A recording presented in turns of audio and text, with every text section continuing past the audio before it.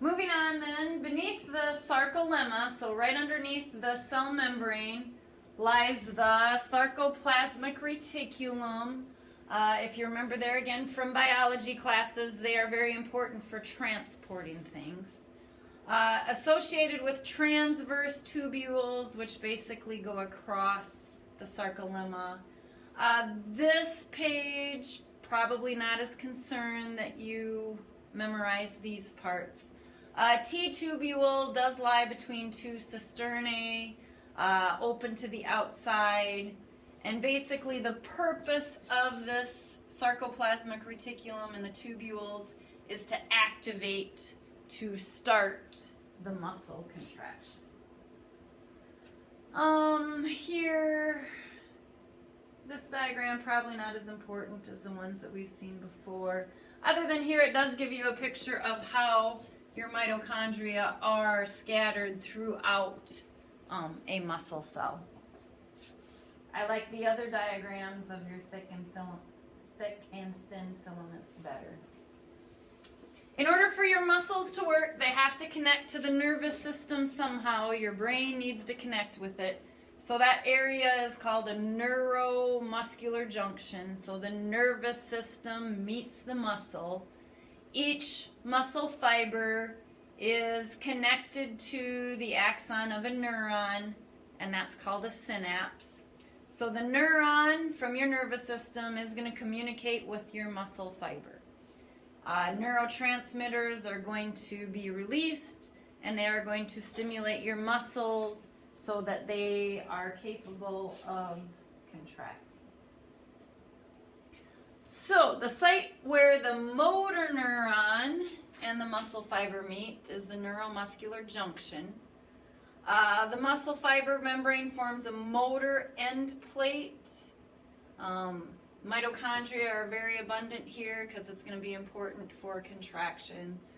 The cytoplasm contains a lot of mitochondria also, and they store these neurotransmitters. When an electrical impulse from your brain, so when your brain wants to tell your muscles something, an electrical impulse is going to reach that motor neuron, and then neurotransmitters are released. It's going to connect to the muscle fiber and tell it to contract. So motor skills, when you think of little kids and motor skills and movements and things like that, that's where this motor neuron, motor end plate, this is where your muscle meets your nervous system and where communication actually takes place. So here's a nerve cell. Here is the axon, which is the end of that nerve cell. And then here at the motor end plate is where these different neurotransmitters, acetylcholine is one example of a neurotransmitter. These neurotransmitters are released. They are going to enter into your muscle cell, and it is going to cause these then to contract. So nerve cell, neurotransmitter, muscle cell. That is the order that it goes. Muscle contraction then, there's lots of different parts that go with that. Shortening of the sarcomeres, they're going to thicken and get shorter.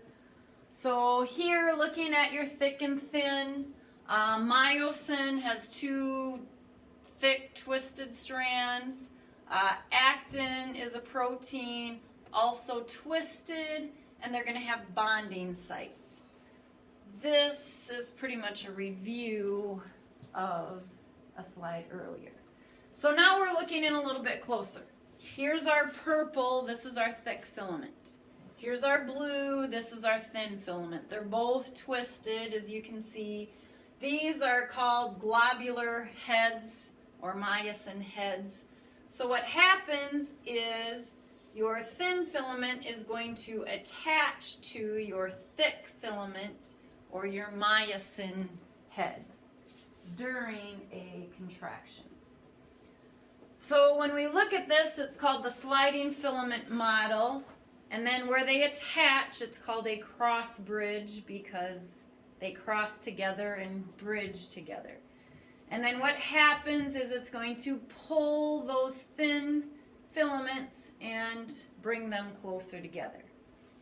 Energy is needed for this, and that energy comes from ATP being produced in the mitochondria, lots of energy, and it basically provides the energy needed for ATPase to work, and then that causes them to move.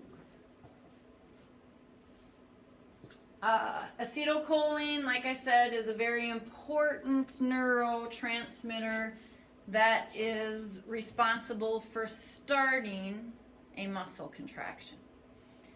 Once that's released, other things are going to happen. It's going to increase the permeability of sodium. I know in biology we talk a little bit about how sodium and chlorine are very important for your body. In order for your muscles to work, they need to move, these ions need to move back and forth. And if you take anatomy in college, you'll probably get a little bit deeper into how those ions work. Calcium is another important part needed for your muscle fibers to work. So calcium is not only important for bones, also important for your muscles. That's about it there. After your muscle has contracted, it needs to relax, or else you will have a cramp. You'll have a permanently contracted muscle, and you don't want that. So acetylcholinesterase is the other transmitter that's going to get rid of this acetylcholine, so then your muscle can go back to its original position and it will relax. So acetylcholine causes a contraction. Acetylcholinesterase is what's going to stop the contraction so that your muscles can relax. So if we look at a picture of this, I'm not concerned about, here you can see the calcium ions moving.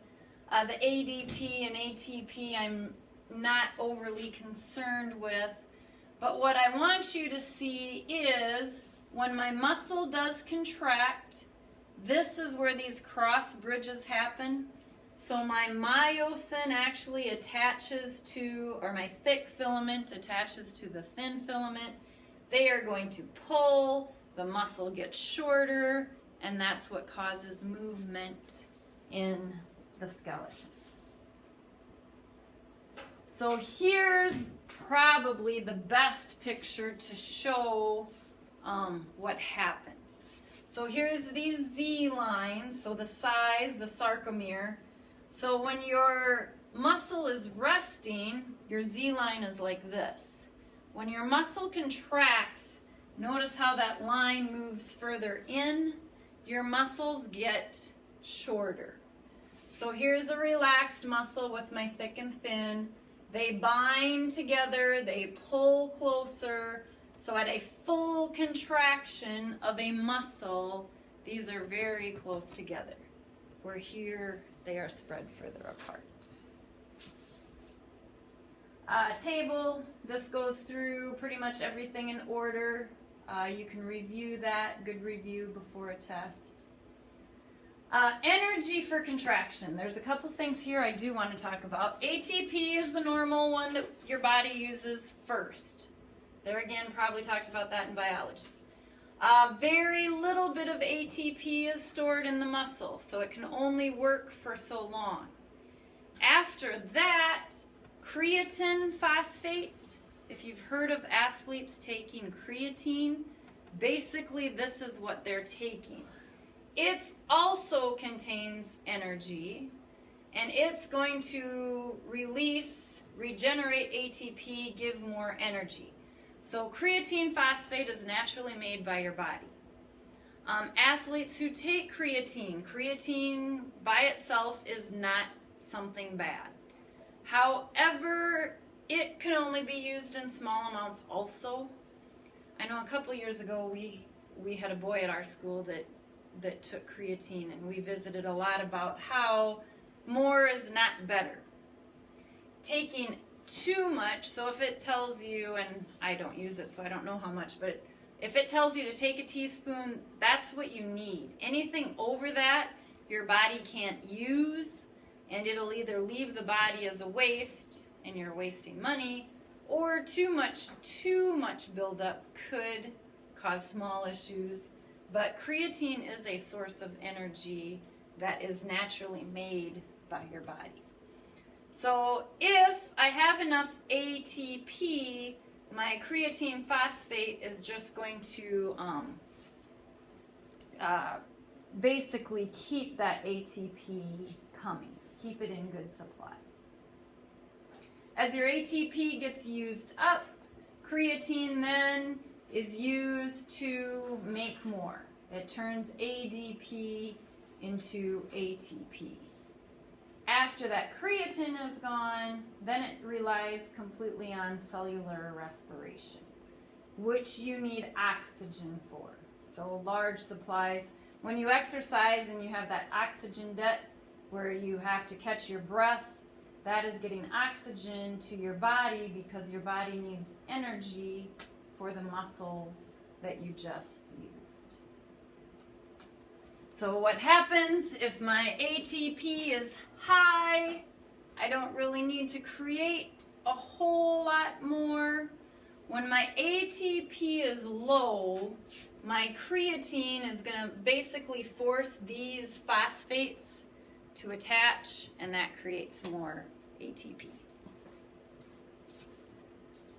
And that's where we're going to stop. We will stop there. We'll talk about oxygen supply next time.